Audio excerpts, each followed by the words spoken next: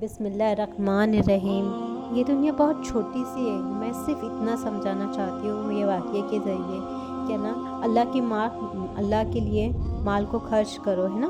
ملک الموت جان ہماری کبھی بھی جا سکتی ہے نا۔ یہ ویڈیو زیادہ سے زیادہ شیئر کرو اور ہمارے اسلامک طریقے کو فالو کرو، ہے نا۔ میں یہ زندگی دنیا کی بہت چھوٹی سی ہے، آخرت کی زندگی بہت بڑی ہے۔ ایک بار کا واقعہ نقل کیا ہے، ایک شخص بہت سا مال جمع کیا تھا۔ کوئی چیز بھی ایسی نہ تھی جو اپنی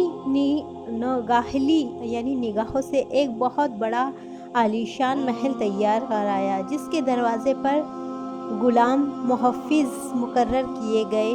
مکان کی تیاری میں بہت بڑی دعوت کی، جس میں اپنے عزیز و احباب کو جمع کیا گیا۔ ایک بڑا عالیشان تخت پر ایک ٹانگ کھڑی ہو کر دوسری ٹانگ اس پر رکھ کر بیٹھا تھا۔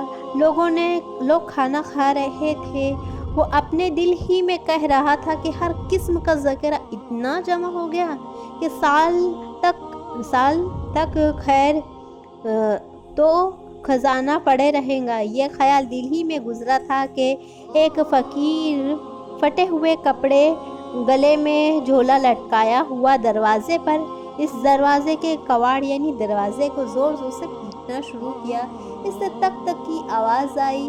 غلام دوڑے باہر یہ کون نامعقول ہے جو جا کر پوچھا، یہ کیا بات ہے؟ اس فقیر نے کہا، اپنے سردار کو میرے پاس بھیجو۔ دونوں غلام نے کہا، ہمارے آقا تجھ جیسے فقیر کے پاس آئیں گے؟ یہ سن کر کہا، ضرور آئیں گے، اسے جا کر کہو۔ وہ آقا کے پاس گئے، اس سے قصہ سنایا۔ اس نے کہا، تو نے اس کو کہنا کا مزہ چکھایا؟ اتنے میں فقیر دوبارہ پہلے سے زیادہ زور سے کواڑوں کو پیٹنے لگا، دروازوں کو پیٹنے لگا۔ پھر دربان دوڑے ہوئے پھر دروازے پر آئے تو اس فقیر نے کہا، اپنے آقا سے کہو کہ ملک الموت ہوں میں۔ یہ سن کر ہوش اڑ گئے۔ آقا جا کر اس پر بھی مٹی چھٹ گئی اور بہت عاجزی سے کہنے لگا، اس سے یہ کہا کہ میری جگہ فقط کوئی دوسرے کو قبول کر لو۔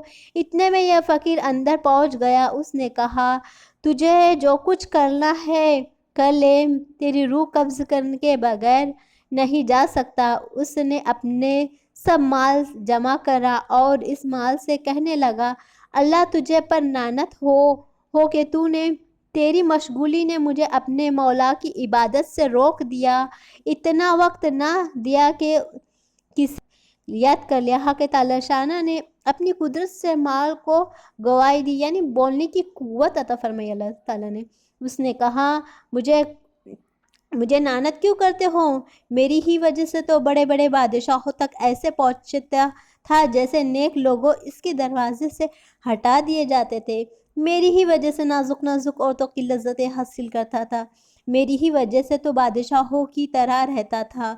تو نے مجھے برے موقعوں پر خرچ کرتا تھا، میں انکار نہیں کر سکتا تھا۔ اگر تو مجھے خیر کے موقعوں پر خرچ کرتا، آج میں تیرے کام آتا۔ اس کے بعد ملک الموت ایک دم سے روح کو قبض کر لیتی ہے۔ وہب بن رحمت اللہ کہتے ہیں، ایک مرتبہ ملک الموت بڑے ظالم جا کر کی روح قبض کرنے کے لیے گئی۔ دنیا میں اس نے بڑے ظلم کیے، کوئی نہ تھا اس سے زیادہ ظلم کرنے والا۔ وہ جا رہے تھے کہ فرشتوں نے اس سے پوچھا، ملک الموت سے پوچھا کہ تو نے ہمیشہ جان قبض کی ہے، تمہیں کبھی کسی پر رحم بھی نہیں آیا؟ انہوں نے کہا، سب سے زیادہ مجھے ایک عورت پر جو تنہا جنگل میں تھی۔ جب میں نے اس کا بچہ پیدا ہوا، مجھے حکم ہوا کہ اس عورت کی جان قبض کر لو۔ مجھے اس عورت اور اس کے بچے کی تنہائی پر بڑا ترس آیا۔ اس بچے کا جنگل میں جہاں میں کوئی دوسرا نہیں ہے، یہ کہا۔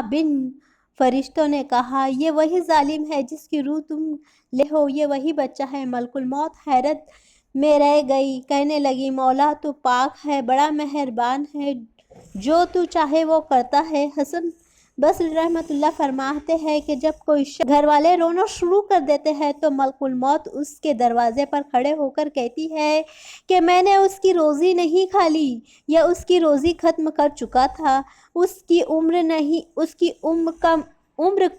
کم نہیں کر دی، مجھے تو اس پر پھر مجھے آنا ہے اور بار بار آنا ہے، اتنا سب کے سب ختم ہو جائے۔